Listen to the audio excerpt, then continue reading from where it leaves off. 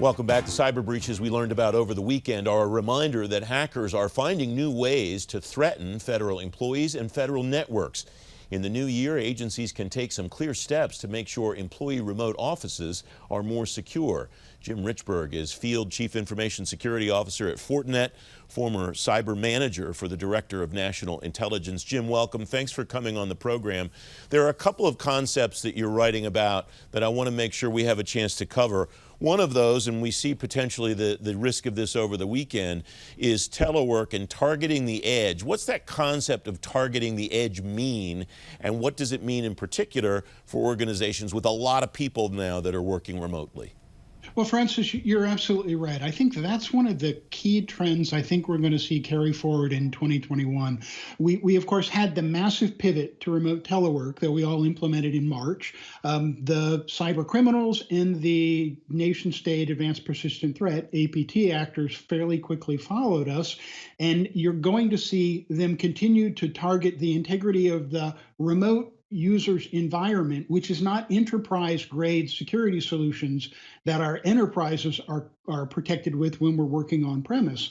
And they're also targeting the collaboration platforms, the video conferencing that you and I are doing to hold this interview, and some of the cloud-based productivity tools that agencies have increasingly been using so that the users are not having to do data storage locally. So the threat actors have recognized these are vulnerabilities, these are points of aggregation of data and service, and especially in the case of nation-state adversaries where they tend to take what you characterize as the low and slow approach, play a long game. They've recognized these are things they wanted to exploit. The other thing I would call out in terms of threat activity to look for is ransomware. You know, we tend to think of this from a government perspective as something that's more heavily affected state and local government. But I think it's something that, number one, the federal government has been targeted by all along. We have been able to apply more resources to things like network segmentation, timely offsite backup. But from the cyber criminals' perspective, there are so many crown jewels in terms of data and services that the federal government holds that it's not a time to be complacent. You're going to look for the federal government to be targeted through its partners, through its remote workforce. We're going to continue to be working from home for at least the first half of the year, and through end users, because we're increasingly putting federal services online. So that's the second one I would really call out, besides the integrity of the remote user's environment. You're also writing about advancements in social engineering attacks, and that's where ransomware, it strikes me, at least experts like you have told me in the past, that's where ransomware attacks start.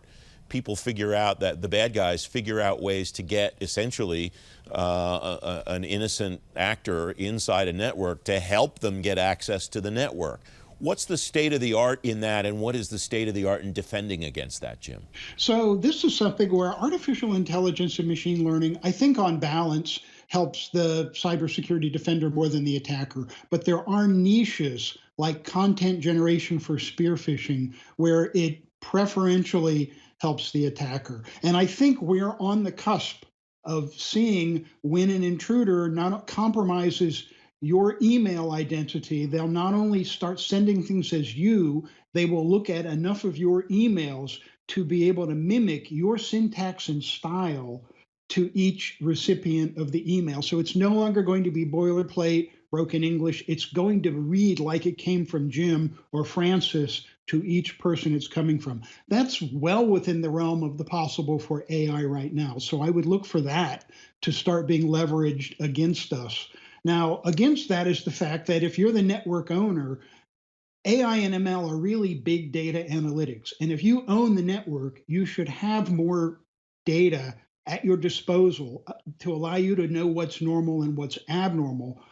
You should be able to say what's abnormal and just strange from what's abnormal and malicious. You ought to be able to stay ahead of the attacker, because even spear phishing, they're not perfect. They try and fail before they succeed in many cases. So if we can look at the evidence of failure and see that and go, I see what they're trying to do. I'm going to inoculate patient zero and everybody else in my enterprise at the same time. So I would look for spear phishing to be one of the areas where it's going to help the attacker But I also think if you look at it strategically, not trying to be complacent, but I think if we play our cards right, we're going to be better off as network defenders by smart application of AI and machine learning. We have about a minute left, Jim, and I'll end with the question that I ask cyber experts from time to time.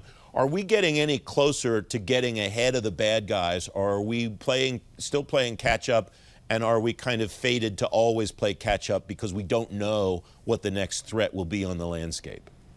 Well, and this is one where, again, I'll harken back to the AI and machine learning. This is a little bit like what I worked on when I was in the federal government, where I helped put together the Comprehensive National Cybersecurity Initiative. It was about common operating picture, shared situational awareness, and response at machine speed. And we always talk about cyber is hard because of the growing attack surface. But now we increasingly have the capability to say, we have commercial technologies we can deploy that cover that attack surface. They are sensors. We have the AI and ML corporately at the back end to make sense of it, and we can drive out policy-driven, AI-directed automation to respond to it. So I think we will be in a position to say we can finally get ahead of the attacker. I spent a lot of my career in government, in the intelligence community, running collection programs. We were never perfect. We were never cyber ninjas. We relied on the fact that the defense can't be looking everywhere. It can't know the significance if it sees something that's an anomaly. We finally, I think, with AI and ML and this broad approach to cybersecurity, have the potential to turn that around. Jim Richberg, thanks very much for joining me. Great to have you on. Thank you, Francis. I enjoyed this.